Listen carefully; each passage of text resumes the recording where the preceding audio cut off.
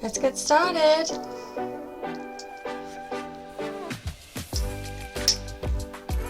Woo. Setting the scene.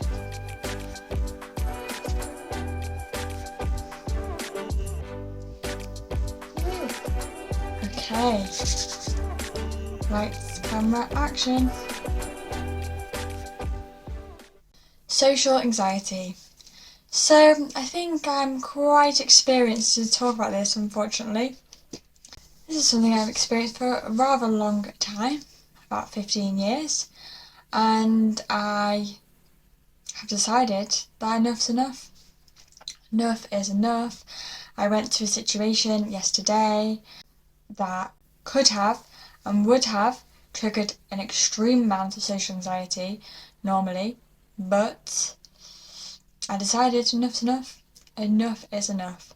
And here I will share with you what it was that I realised in order for me to change this 15-year pattern of having social anxiety to actually really enjoying the situation I was in, to not allow hours and hours and hours and hours and hours of overthinking, worrying, panicking, stressing, catastrophizing before I went to the event.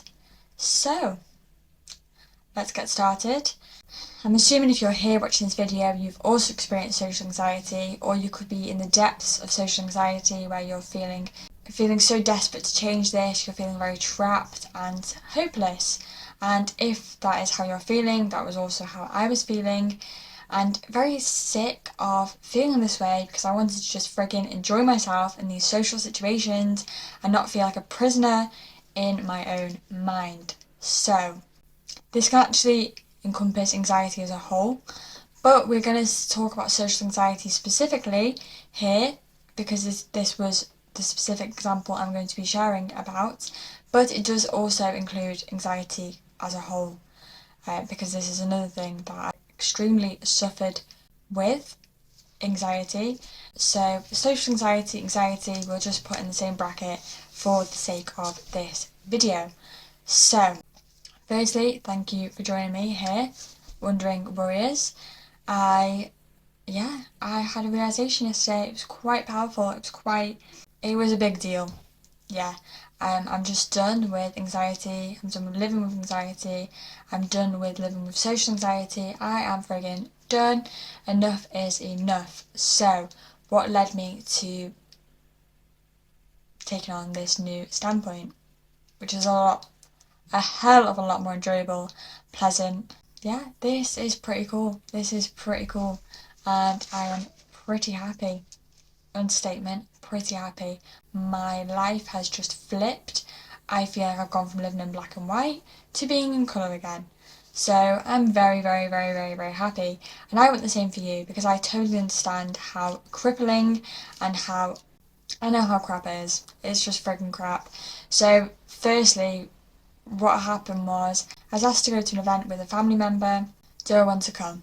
So, at the event is people I don't really know very well.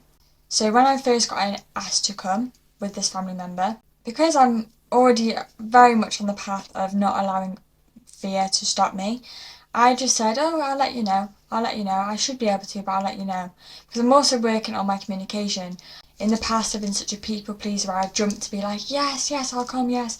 And sort of me think about how I'm going to feel afterwards. So I'm working on my communication, so I didn't jump forward and be a people pleaser. I just said, I should be able to, I'll let you know. So that was also a great step for me. People pleasing, I'll do a video on that one. Yeah, keep your eyes out for that. I'll do that for my fellow people pleasers out there. So I said I'll let them know. But in my mind, I knew I was definitely going to go. But I just didn't want to say that because I want to be very mindful of my words and be mindful of when I say I'm going to do something, that means I'm definitely going to do it. I want to stick to my word. So that means I also need to be very mindful about what I'm promising. It's not absolutely guaranteed what's going to happen in the future. So I said I'd let them know with the intention of I knew I was definitely going to go. The thoughts started creeping in after I said that of, oh, people that don't know me, is it okay if I go? Like, is it appropriate if I go? Like, all these things, right? So, those thoughts started to creep in, but literally started. Like, it was just like they came in, but instead of me then getting stuck in this never-ending cycle of just going round and round and round and round and round, making me feel I'm going insane, I heard these thoughts come in, but I just decided that I wasn't going to allow my mind, because it's my mind, it's my tool. This is my tool. Like, this isn't the one that's in control. This is my mind, my tool to use for my benefit and as I wish. So that's the first step, is realising that this is your mind. You can direct it how you choose to. So I just didn't allow my mind to just go over and over and over and over. The thoughts came, but I just refused to give them any attention. I know it's a lot easier said than done, but when I started hearing those thoughts again, I just basically grabbed my mind and just directed it somewhere else. Put the intention elsewhere. I was very mindful that I didn't want to give this too much energy. So, first step, realising that you're the director of your own mind. Second step was putting my attention on something that was going to benefit me more. Say, for example, when I was doing a task leading up to this event, I would then direct my mind to focus on the task at hand instead of worrying about this future event. And then I also started to utilise the energy that my mind was trying to put on the situation to actually serve me better. So what I mean by that is I decided to look through a different lens, to look at this situation through a different perspective. So instead of worrying about it being awkward or should I go or all these things, I just decided to look at it through a different lens. I'm going to this event, it's going to be fun, it's going to be really nice to get together, it's going to be really nice for me to show my support, it's going to be nice that I make the effort to go, we're going to have a good time, it's going to be a really pleasant experience. So I chose to choose the lens I was looking through. And this has a big impact on how you feel about the situation and your personal power in just realising that you have the ability to choose to look through things through a different lens, through a different perspective, in a different frame, however you want to word it. But you can do that. You can choose to look at it in a different way. That is always available to you. You always have that choice, which anxiety, social anxiety, can kind of make you feel like you're robbed of, is a choice. But you do have a choice. These things are best to start before you get into that situation. But of course, it's not always easy. Sometimes you just find yourself in the situation, and it's not as easy to sort of prepare yourself. But if you can prepare yourself, then do that beforehand. Choose the lens that you're going to look through, and if you find yourself in the situation already, you can still do that then. But like I said, it helps to set the scene, set the stage before you enter the situation.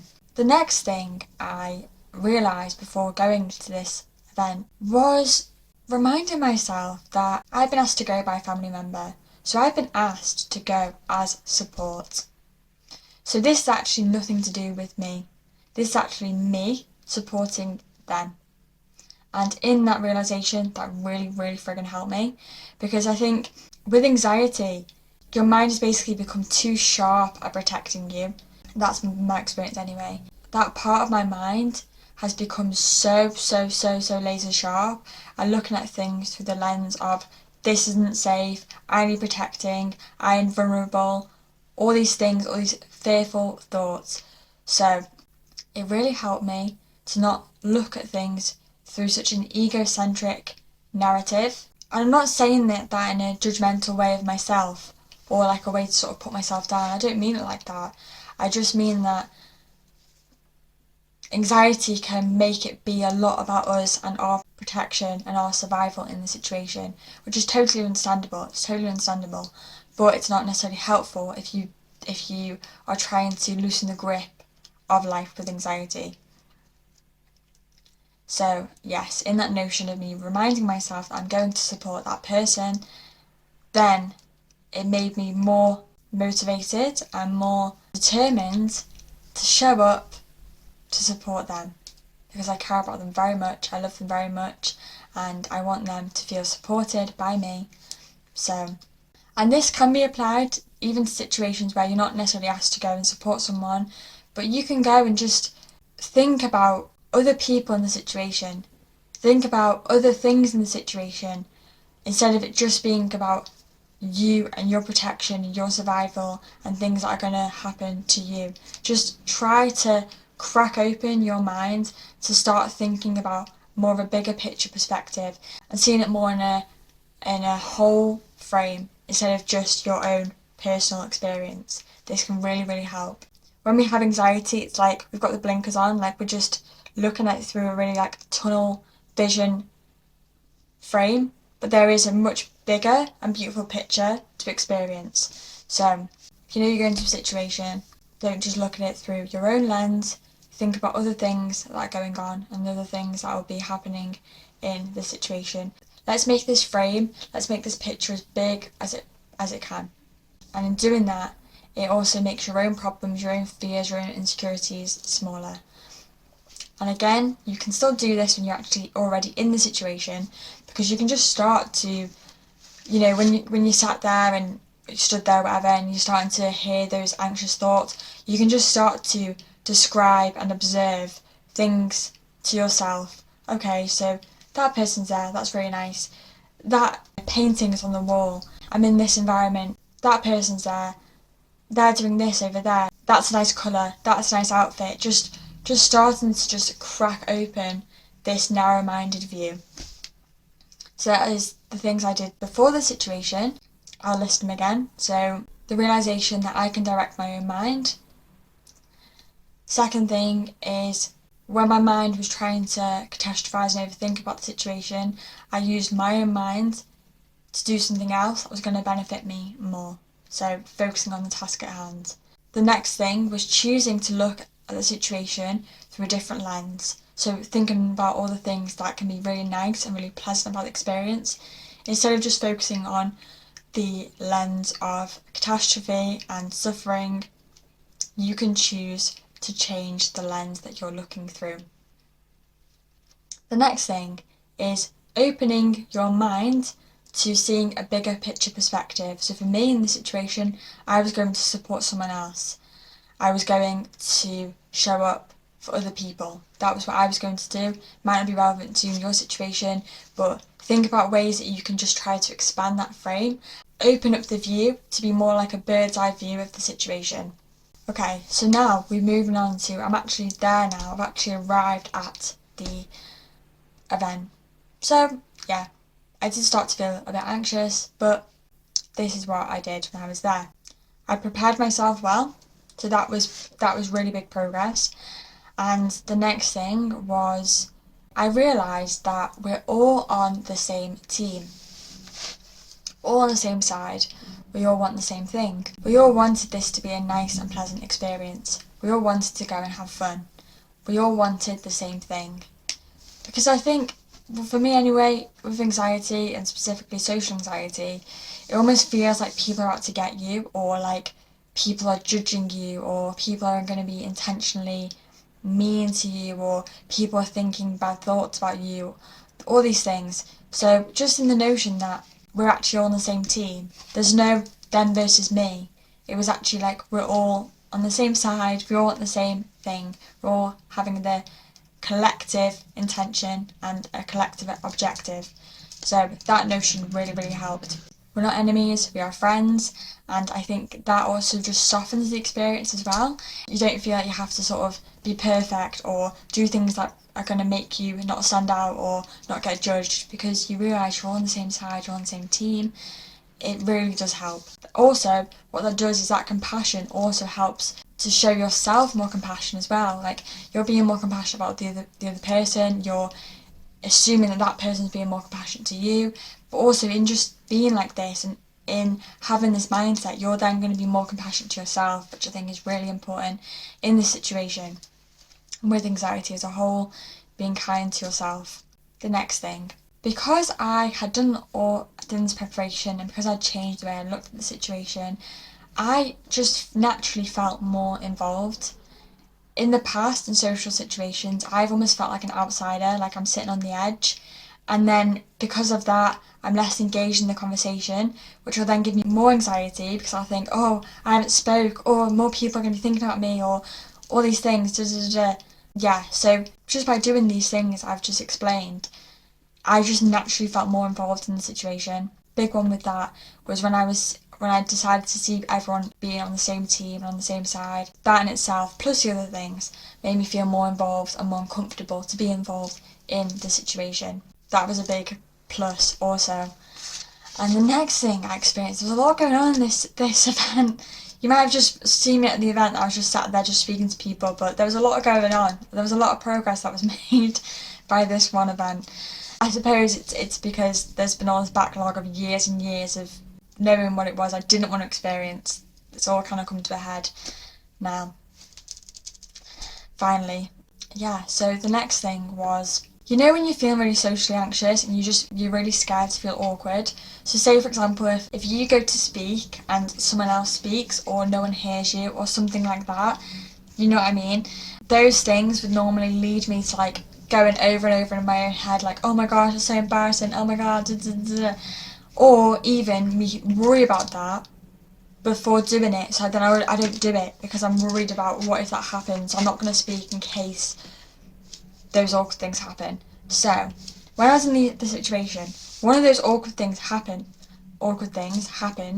right? So I went to say something and the person I was speaking to didn't hear me, but then other people would have, I'm assuming, they might not have, but other people might have heard me say something and then, you know, normally that would have been me. That would have just been me. I would have just been like, just slowly go back and just resort to just closing myself in and just feeling really embarrassed and then just spending the time then thinking about what other people are thinking about me and them like laughing at me or them like sort of mocking me or feeling judged by them, and this would have all just opened this can of worms. So this happened and I just chose to just not overthink it. It's not that deep. It really is not that deep. Oh well. So it happened, cool. And then felt a bit awkward for like 3 seconds compared to friggin' like an hour in the past. Yeah, I felt awkward, but oh well, these things happen. Oh well, it's really, really, really not that deep. Snapped out of it. Snapped out at this woe is me, like I've done something that's really embarrassing today, everyone knows, everyone cares. I was like, yeah, it's embarrassing, cool. And then I just carried on listening to what the person was saying, just carrying on involved in the situation instead of getting so stuck on my own mind and my own mental bullshit. So, yeah, these things happen. It's not a case of, with anxiety, or in my experience of anxiety, I'm trying to avoid all these possible scenarios, like, oh, what if this happens, I'm trying to get ahead of the game, to try and do things to make me feel more safe by predicting all these possible bad things that could happen. But in doing it, it literally did the opposite, as you can imagine. It made me more fearful, more anxious.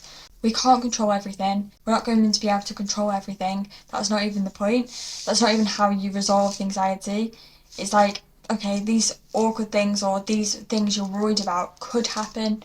They could happen, but it's okay if they happen. It's not that much of a big deal. If it's going to happen, it's going to happen. We can't control that, and that's okay.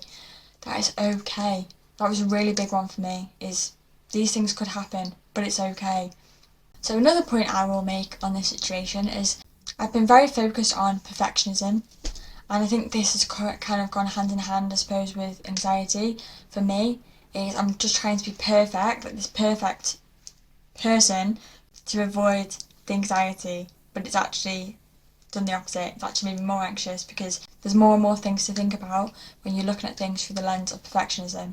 So in this event, I was very mindful of the sort of normal perfectionism thoughts, and I just friggin' broke past it. Okay, I'll just say it, whatever. I'll just say it. We're all friends here. So, like, for example, if I want to have a drink, because there was a cup of tea on the table for me, if I wanted to have a drink but someone's talking to me, in the past I'd be like, I want to go and have a cup of tea, but like that person talking to me, I don't want them to think I'm being rude or whatever. But like, it sounds stupid now, but that's just, yeah. So I looked at the cup of tea, decided I wanted to drink, and then I just picked up the drink. I just picked up the drink and just drank from it. And I did have those thoughts, because obviously like when you're drinking, like your eyes are going to be covered, so like you're not going to be making eye contact with someone the whole time. So I thought in breaking the eye contact it made me seem rude. But those thoughts came, And I still just drank anyway because I wanted to drink. Like, it's not that much of a big deal. I don't have to be this perfect person, because I've realised that trying to be this perfect person just makes me more anxious. So, yeah, I just broke past the perfectionism thoughts, picked up a cup of tea, drank the cup of tea, put it down, carried on the conversation. Not that deep. It's really just not that deep. And yeah, it's not that deep. And another thing that I experienced in this event, I realised I became aware of things I can do to improve next time. Because again, we can't control everything. We're not going to be perfect. So I realised something that I want to work on next time in a social situation. And that's completely fine. That's great. I'm the sort of person, I'm so passionate about personal growth, self-help. So I love that. Like, I love a challenge. I love the next thing. I love striving to be better. Like, that's something I love to do. So I was in this situation, I really enjoyed it. But I'm also looking forward to the next situation where I can try and improve in another area. And that's exciting. That's great. Whereas before I'd be like, oh, why didn't I do that then? Why couldn't I have been better then? No, it's not much a big deal. I was aware of something I can improve on next time, and that's great. I'm looking forward to doing that. So